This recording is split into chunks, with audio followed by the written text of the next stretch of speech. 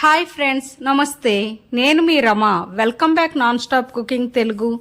ఈరోజు మన ఛానల్లో స్వీట్ షాప్ స్టైల్లో ఉండే మైసూర్ పాక్ని ఇంట్లోనే చాలా ఈజీగా ప్రిపేర్ చేసుకోవచ్చు.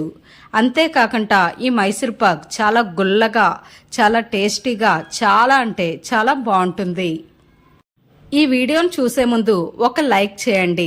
మీరు చేసే లైక్ వల్ల ఈ వీడియో అనేది మరింత మందికి రీచ్ అవుతుంది.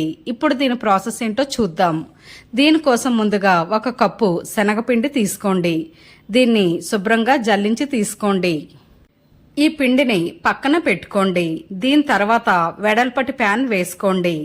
ఇందులో 2 కప్పుల షుగర్ వేసుకోండి.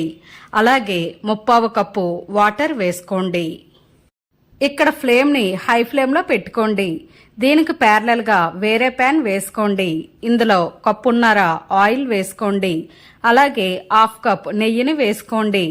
మీకు ఇక్కడ నెయ్యి అనేది ఇష్టం లేకపోతే ఇక్కడ పూర్తిగా మీరు ఆయిల్తో అయినా ప్రిపేర్ చేయవచ్చు.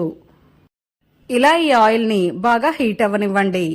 ఇక్కడ పాకం అనేది తీగ పాకం వచ్చే వరకు మీరు ఈ పాకాన్ని ప్రిపేర్ చేయండి.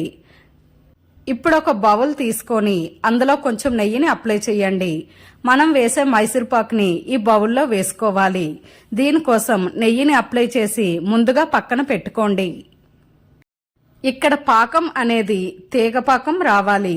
మీరు ఫింగర్స్తో ఈ పాకాన్ని పట్టుకుంటే మీకు ఫింగర్స్కి ఈ పాకం అనేది దారంలా రావాలి. ఈ స్టేజ్లో ఉండేటప్పుడు ఇందులో ముందుగా జల్లించిన పిండిని వేసుకోండి. ఇలా పిండి అంతటిని వేసుకొని గరిటతో గాని లేదా విస్తర్తో గాని బాగా కలిసేటట్టు బాగా కలుపుకోండి. ఇలా పిండి అంతటిని పాకంలో మొత్తం కలిసేటట్టు బాగా మిక్స్ చేయండి.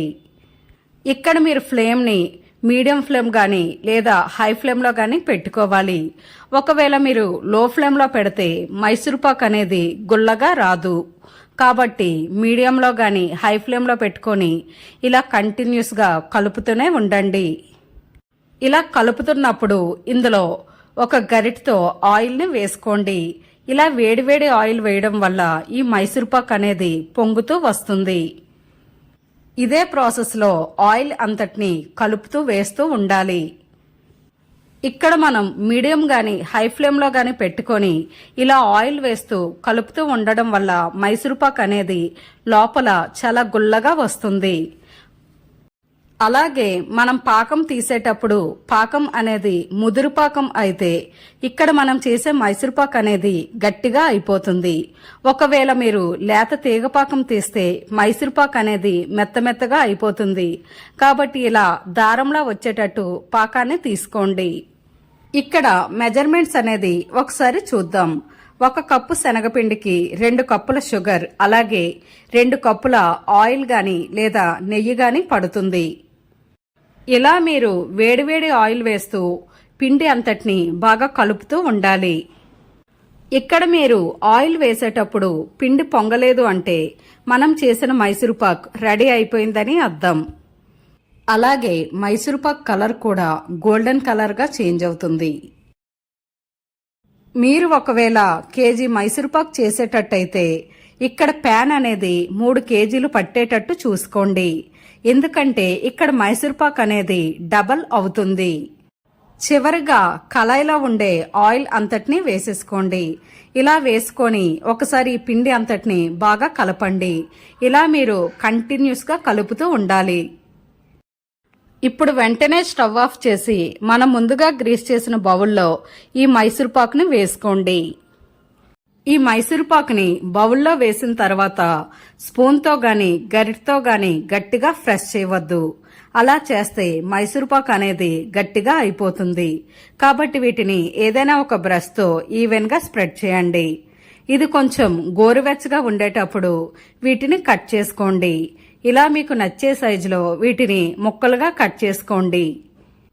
మీరు ఇలా గోరువెచ్చగా ఉండేటప్పుడు కట్ చేయకపోతే మైసూర్ పాక్ చల్లబడిన తర్వాత అస్సలు కట్ అవ్వదు. కాబట్టి ఇలా గోరువెచ్చగా ఉండేటప్పుడు వీటిని కట్ చేసి పక్కన పెట్టుకోండి. ఇలా మైసూర్ పాక్ మొత్తం పూర్తిగా చల్లారిన తర్వాత వీటిని వేరే బౌల్లోకి ట్రాన్స్ఫర్ చేయండి. అంతే ఫ్రెండ్స్, చూశారు కదా మైసూర్ పాక్ని చేసుకోవడం ఎంత ఈజీనో. మీరు కూడా ఈ రెసిపీని తప్పకుండా ట్రై చేయండి.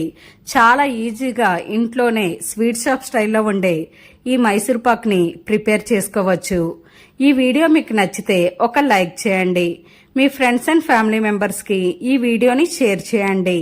మరెన్నో రుచికరమైన వంటల కోసం మన ఛానల్ని సబ్స్క్రైబ్ చేసి పక్కనే ఉన్న బెల్ ఐకాన్ని యాక్టివ్ చేయండి. Thanks for watching.